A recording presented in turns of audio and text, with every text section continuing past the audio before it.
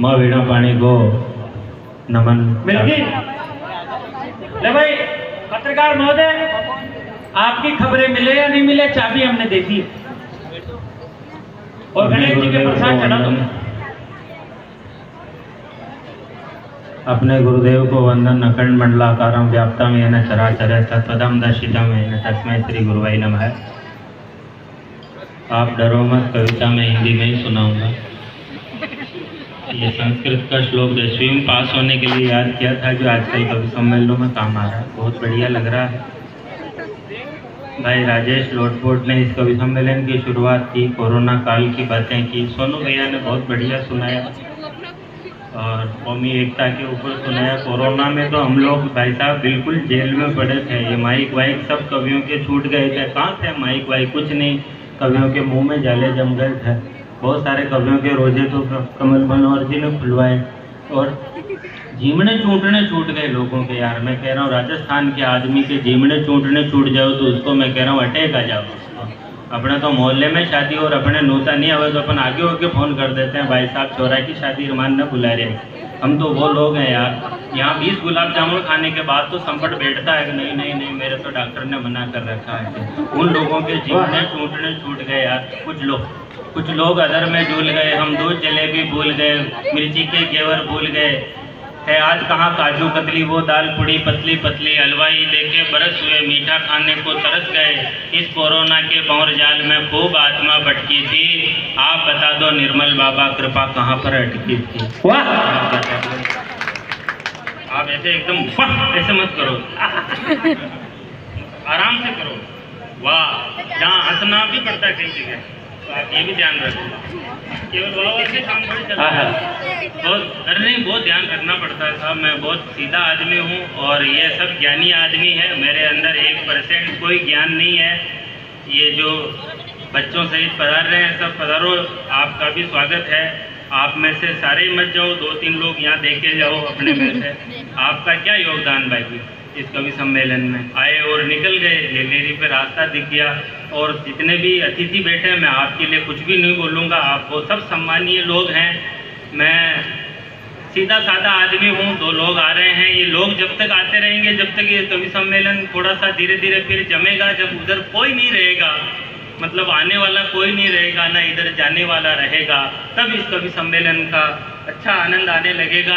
तब तक 1 घंटा, आधा घंटा, जो भी मेरे अंदर जितनी भी भगवान ने क्षमता दी है, मैं आप लोगों के बीच में रहूँगा और पूरा प्रयास करूँगा कि उधर कोई नहीं बचे, उधर कोई नहीं बचे, पर इधर बचे। और मैं कोशिश करूँगा, पहली 4 पंक्तियाँ आप तक पहुँचाने की कोशिश कर रहा हूँ कि जैसे जैसे शराब का नशा चढ़ता है।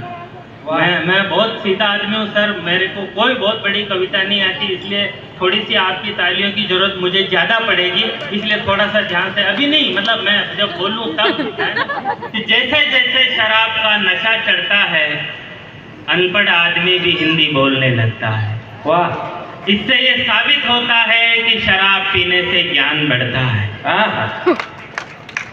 इसीलिए वर्षों से हिंदुस्तान में ये रीत निभाई जाती है, इसीलिए वर्षों से हिंदुस्तान में ये रीत निभाई जाती है। मतदान के ठीक 1 दिन पहले सभी मतदाताओं को शराब पिलाई जाती है। वाह, बस ऐसे ही धीरे धीरे तालियां बजाता रहना, 2-2, 3-3 तालियां सब बजाना जैसे ही मेरी पंक्तियां आए। और मेरे घर पे मैं एक जाणतेर को लेके आया, जो जाणतेर का समझते हो, जाणतेर में तांत्रिक, टोने टोटके करने वाला तांत्रिक, उसको लेके आया। उसने पूरे घर में फर फांद के देख के कहा कि भाई साहब ये कोना में गमलों मेल दो, खां के सब सही हो जाए, खां के 2 पैसा आबा लग जाए, लोग लुगाया का झगड़ा शांत हो जाए और घर में लक्ष्मी आ जाए, सुख शांति आ जाए और ये पड़ोसी को बिल्कुल सत्यानाश चलो जाए, पड़ोसी को वंशनाश हो जाए, इनका नेम बिल्कुल दुआड़ियों हो जाए, यो भीख मांगी इनका हाथ में कटोरो आ जाए। मैं तुरंत चुप रह, पड़ोस में हमारा पिताजी रह रहे हैं, वाह क्या बात है, क्या टिप्पणी है। क्या करें यार, केवल 11 आदमियों की छूट मिली कोरोना के अंदर, केवल 11 आदमियों की छूट मिली। कोई मामा जी बन के आ रहे हैं, कोई माता जी बन के आ रहे हैं, 2 कवि मंच से उतर के जा रहे हैं। सोनू भैया पता नहीं इशारे से किसको बुला रहे हैं। बाबू बंजारा जी को रीस आ गई, बोले ये जब तक बोलेगा तब तक मैं मंच पर नहीं बैठूंगा, और वो पता नहीं मंच से उतर के जा रहे हैं। सोनू भैया चाय मंगा रहे हैं और बैठ जाओ यार। वैसे ही मैं तो 5-10 मिनट का मेहमान हूँ, मुझे पता राजेश लोटपोट से भी कम जमूंगा मैं आज। पूरा दिख रहा है मेरे को आज, बहुत बढ़िया। आप लोग सुनने वाले बहुत अच्छे लोग हैं, बिल्कुल मूंढियाँ ऊंची करके सुन रहे हैं और तालियां वालियाँ बिल्कुल नहीं बजा रहे हैं। बहुत अच्छा लग रहा है, बहुत अच्छा लग रहा है। आप ऐसे ही सुनो, कोई दिक्कत नहीं है, सुनो कोई दिक्कत नहीं। नहीं स्वागत। मम्मी जी आप क्यों परेशान हो रहे हो? देखो मम्मी जी को दया आ गई, बोले यार छोरा ऐसे ही खड़ा है, कोई दिक्कत नहीं है। 11 आदमियों की छूट मिली। हम तो कोरोना काल में जेल में बैठे थे, बिल्कुल अंदर घरवाली घूर घूर कर देखे, बाहर पुलिस लठ लेकर के बैठी हुई घरवाली को हम घूर कर देख ले तो वो मोदी जी का पर्चा दिखा दे, 2 गज दूरी, मास्क है जरूरी। तो आदमी जाए तो कहाँ जाए यार, हम तो वो झेल के आए हैं। 11 आदमियों की छूट मिली, केवल कोई मामा जी बन के आ रहे हैं, कोई माता जी बन के आ रहे हैं, कोई कुछ बन के आ रहे हैं। इधर पंडित जी फेरे करा रहे हैं, इधर से एक आदमी ने कहा दूल्हा का काका जी कौन है, तो एक आदमी फटाफट बोलियो, बोले मैं हूँ। बोले लो ये डॉल वाला ने 1100 रुपया दो। बोलो रुको मैं सगा काका जी ने बुला ले रहा हूँ, मैं तो काका बाबा में लगा। हाँ, बर्थडे पर देर से आए प्रेमी पर प्रेमिका चिल्लाई, लेट आते हो शर्म नहीं आई? तो प्रेमी ने जवाब दिया, बड़ी मुश्किल से तुम्हारे लिए गिफ्ट का इंतजाम करके आया हूँ, तुमने कहा था महंगाई है काम की चीज लाना, इसलिए 1 लीटर पेट्रोल लाया। वाह। तो प्रेमिका ने जवाब दिया, कभी न कभी तो ये सुख होना ही है, एक ना एक दिन पूरी धरती पर डीजल पेट्रोल सब कुछ खत्म होना ही है, तो अभी से 2 पैसे की उधारी करो और एक गधा खरीदने की तैयारी करो, मजबूत है इसलिए अन्य साधनों से 21 माना जाएगा, और भविष्य में जिसके पास गधा होगा उसे ही रईस माना जाएगा, जिसका गधा चोरी होगा वह अति क्रुद्ध होगा, और देखना गधों पर अधिकार करने के लिए ही एक दिन तीसरा विश्व युद्ध होगा। दहेज में दामाद जी मोटर कार की जगह गधे मंगाएंगे, दहेज में दामाद जी मोटर कार की जगह गधे मंगाएंगे, और ये छोरे सब अपनी अपनी गर्लफ्रेंड को गधे पर बैठाकर बाजार में घुमाएंगे, अपनी सवारी से अपनी सहेलियों को चिढ़ाएगी, पापा की परी अब गधे पर बैठकर कॉलेज जाएगी। वाह भैया जी जरा साइड में, कोई बात नहीं, थोड़ा आगे पीछे हो जाते हो, लेट हो जाते हो, बैठ जाओ। सोनू जी मैं वैसे ही नाम ले रहा हूँ, आपका बेटर होगा तो ले लूँगा। चाय मंगा ली? ठीक है, अब मैं कविता बोल गया। आप तो अपने फ्लो में आओ, वैसे ही मैं मेरे फ्लो में ही हूँ, मैं और किसी को दूसरे के फ्लो में थोड़ी हूँ। आ जाओ, कोई बात नहीं। अरे यार ये आपने हर साल ही यही रहता है कि सिस्टम यही चलता रहता है यहाँ, तो आनंद रखो। अच्छा अच्छा, चलो आनंद रखते हैं और एक गजल सुनाते हैं।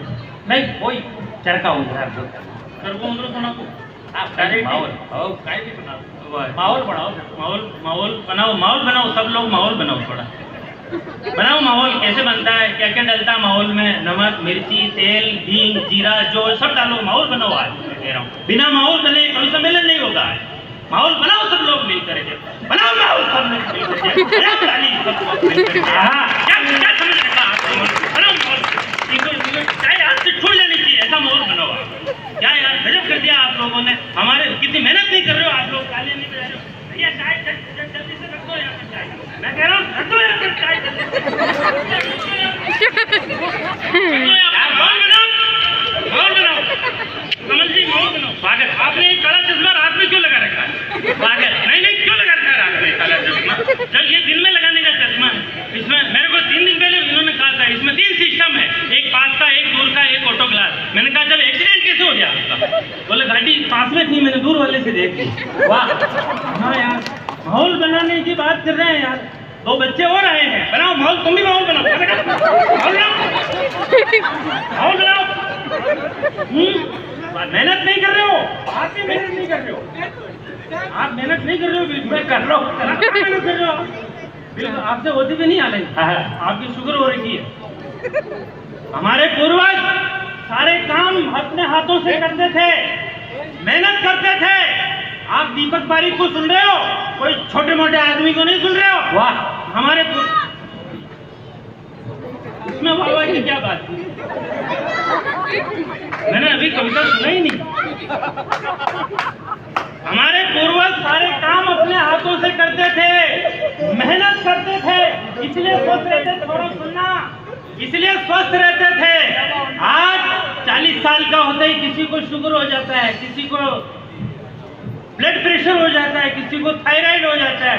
उसमें भी जो बहुत पैसे वाले लोग होते हैं, आप सुनिए, माहौल बनाइए, सुनिए, जिसमें भी किसी को थायराइड हो जाता है, उसमें भी जो बहुत पैसे वाले लोग होते हैं, घमंडी लोग होते हैं, वो दवाइयों के बीमारियों के नाम भी बहुत घमंड से लेते हैं।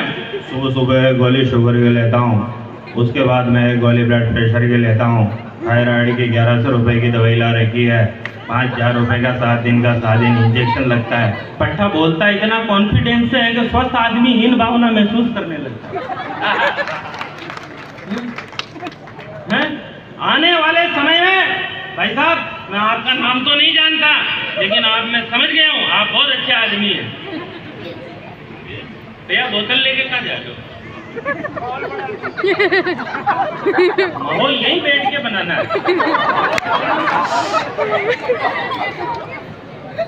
आने वाले समय में 100% मशीनीकरण हो जाएगा। सारे काम मशीनों से होंगे, कोई काम हाथ से नहीं होगा। कमल मनोहर जी, कोई काम हाथ से नहीं होगा। तब क्या क्या विभत्स दृश्य उत्पन्न होंगे, ऐसा मैं सोच रहा था। माताओं बहनों, तुम भी सुनना कि ये आज अपना छोटा भाई बेटा क्या कह करके गया। बहुत गंभीर बात कह करके जा रहा हूँ। कोई काम, सारे काम मशीनों से होंगे। यहाँ तक कि आदमी हाथ से ये रोटी भी तोड़ करके नहीं खाएगा। तब क्या क्या विभत्स दृश्य उत्पन्न होंगे, ऐसा मैं सोच रहा था। सोचते सोचते नींद आ गई। नींद में सपना आया, सपने में हो गया चमत्कार। विज्ञान ने किए नए नए आविष्कार, टाइम बचाने का नया फार्मूला निकाला और खाना खाने के लिए आदमी ने मशीन में गेहूं डाला। थोड़ी देर बाद मशीन में से थोड़ा सा लिक्विड बाहर निकल करके आया, जिसे आदमी ने इंजेक्शन में भरा और अपने ही शरीर में लगाया। मतलब समझ में आ गया ना? आने वाले समय में ऐसे यूं रोटी तोड़कर नहीं खानी पड़ेगी, खाने के इंजेक्शन आएंगे। इंजेक्शन लगाया और रवाना। इससे टाइम की बहुत बचत होगी। अब सीन देखना, एक शादी की पार्टी चल रही थी, लोग आ रहे थे और अपने अपनी पसंद के इंजेक्शन लगा रहे थे। वाह, माहौल बनाओ, माहौल बनाओ। ऐसे बफर में खाना पड़ा रहता है, वैसे इंजेक्शन पड़े रहेंगे। रसगुल्ले का, ये गुलाब जामुन का, ये मटर पनीर का। तो लोग आ रहे थे और अपनी अपनी पसंद के इंजेक्शन लगा रहे थे। तभी दुल्हन की माँ ने हाथ में इंजेक्शन लिया। दुल्हन की माँ ने हाथ में इंजेक्शन लिया और दूल्हे राजा की मनवार की दामाद की। आपकी कमजोर तालियां कविता को कमजोर कर देगी। वाह, दामाद जी एक और लगवा लीजिए। दूल्हे ने दोनों हाथ रखते हुए कहा, जी बहुत हो गए, बस कीजिए।